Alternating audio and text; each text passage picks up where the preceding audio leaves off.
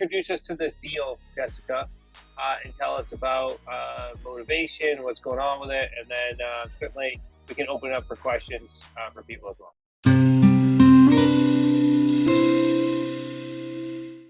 Yeah, so this home, I called and the seller, it's vacant. I think he's been gone for 6 to 8 months maybe. And so when I had called him, he told me that he had it listed with a realtor, didn't sell, but I believe he has a friend who's a realtor who told him to just hang on to it and essentially do this rent to own. So it was a really good conversation. It was super easy because he was already kind of looking to do something like this and just didn't know where to start or have the resources. And so as far as like first conversation to getting a contract signed, it was super quick and easy to get done. Awesome. Well, I'm hearing something on the background though, so maybe we can walk through the deal and you can tell us where the challenges popped up. It sounds like you acquired this relatively easy. I did, yeah. Okay, what type of deal is it? It was an expired. Okay, so expired listing. What type of deal did you end up structuring with this gentleman? An AO. Okay, so I know we have a lot of new people on here, so in a sign out or an AO deal is basically assigning a lease purchase contract. Once you have qualified the buyer, you then help the buyer connect directly with the seller, and you only get one payday on this deal. So it's just a non-refundable deposit. I think the first 10 or 11 deals that Chris did before I joined specifically were all AOs or sign out deals. So a good way to get started, generate some cash. Okay, what was the purchase price on the property? So originally it was $550, but we're at $499. Okay, is that what you're selling, or did you go back and renegotiate? Oh, sorry. That so we are at $549.9 on our end at market. So $549.9. That's what you're selling it for. Hey, everybody, say hi to Jeff. This is Jeff Cody, one of our new apprentices. Yeah, see you later, my man. Good luck with your bed. Okay, so 5.99. What did you acquire for, or what do you have it under contract for? $499. Got it. Okay.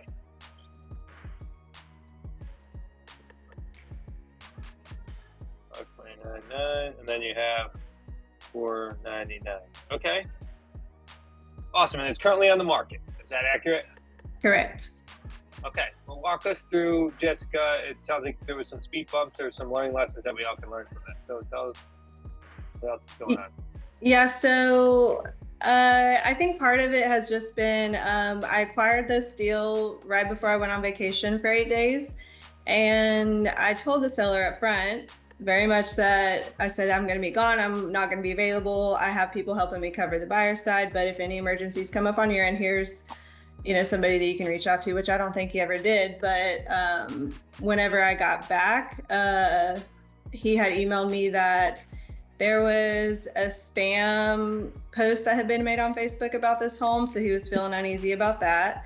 And then he was upset because I hadn't gotten a lot of interest in it, and a little bit about that. And Nick fully is aware too. So this home was on the market with a realtor for $499 and didn't sell. And this guy did a few updates, not very much, maybe $5,000 to $10,000 worth of updates, and he wanted to sell it for $550. And I'm like, that's just going to be a little bit difficult. I mean, we can give it a try, because with AOs, I'm always willing to give it a try. But I told him, if people are seeing it, if it didn't sell for $499, we're probably going to have a hard time. We might have a hard time selling it, but I don't know. We'll see. The monthly is also very high. So I did talk with him about that too, that the monthly payment was. What's the monthly?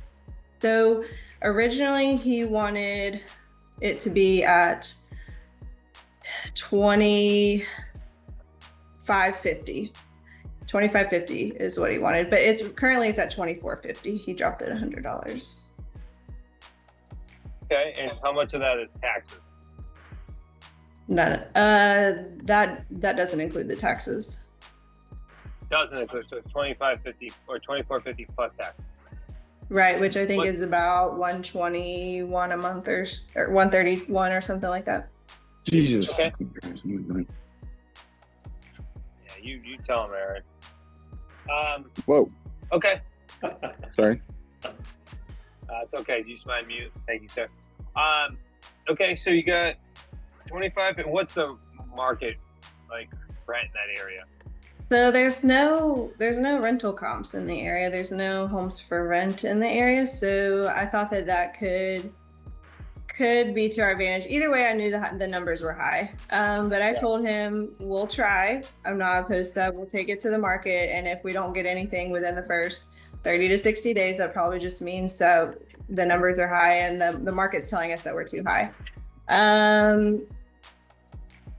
So almost instantly when I got back from vacation is when he dropped the price. So he dropped it $50,000, which is why we're at where we are now.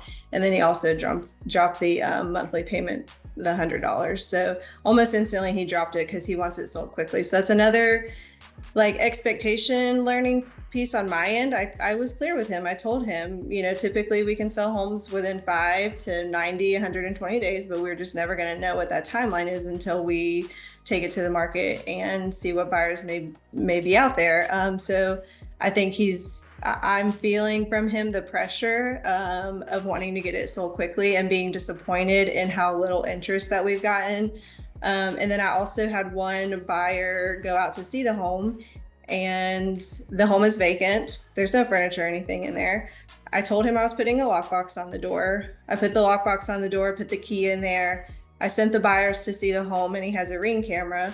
So he saw that they were there alone, and he did not like that. Okay, so he sounds like you have a difficult seller that you're working with, with unrealistic expectations. Yeah, I think it's just the unrealistic expectations with starting with the very high price. Even though I feel like I was a little bit more realistic with him than I maybe have been 2 years ago, but I wasn't as honest and realistic as Nick would have been with him or other people, because anyways, yeah. So I'm learning that up front, it's more important to be realistic about price and expectations, and to set expectations for buyers going into the home, and set expectations for the pace that we go and how we communicate, because I feel like every week and it's only been 3 weeks, not even been that long. He's wanting feedback, and I feel he's getting upset that it hasn't sold yet, but it was also on the market. Jessica, I was gonna say, we haven't talked about this, but you and I can talk about this. You can have a very candid conversation with him that, hey, listen, we're not realtors.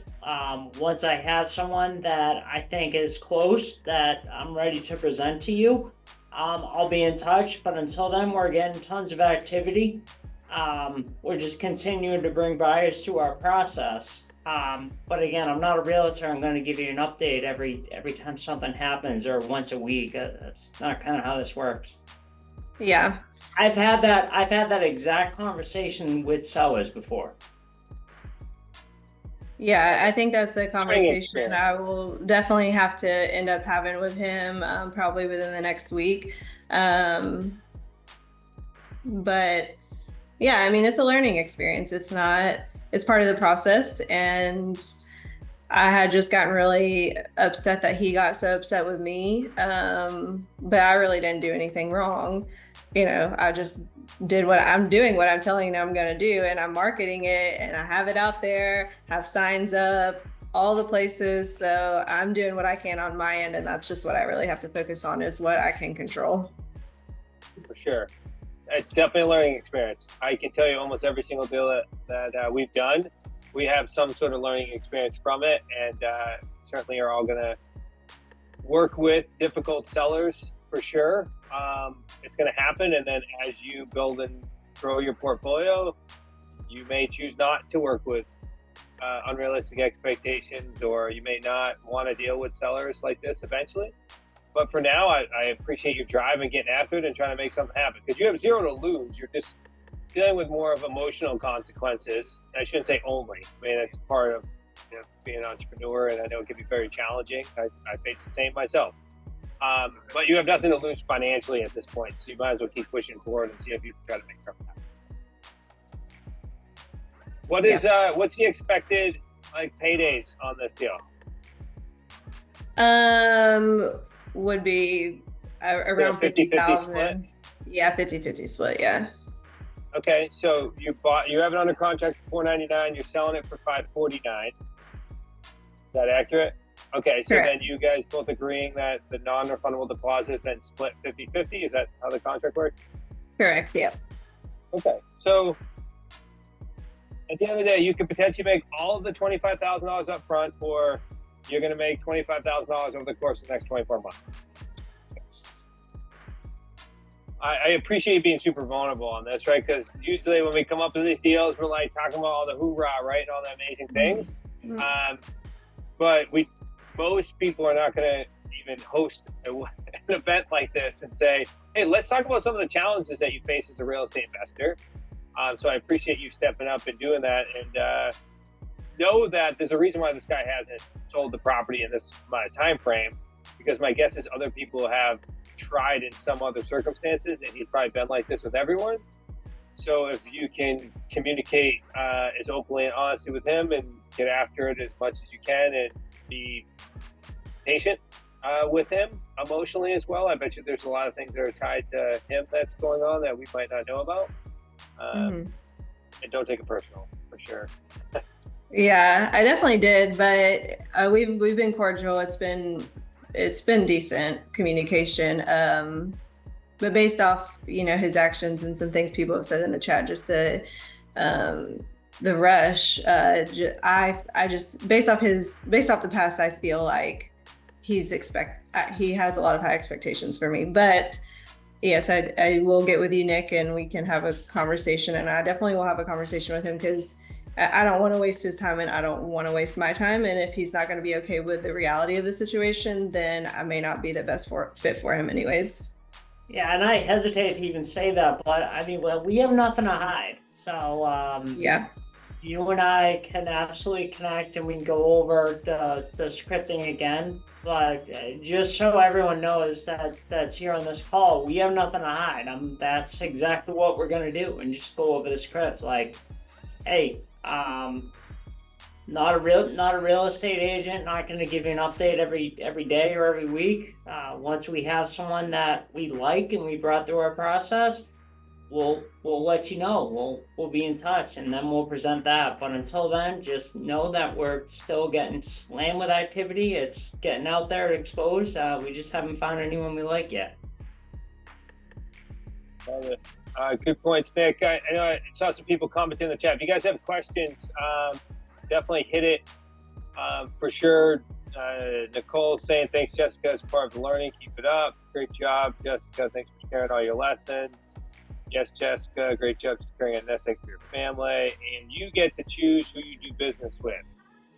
All great points.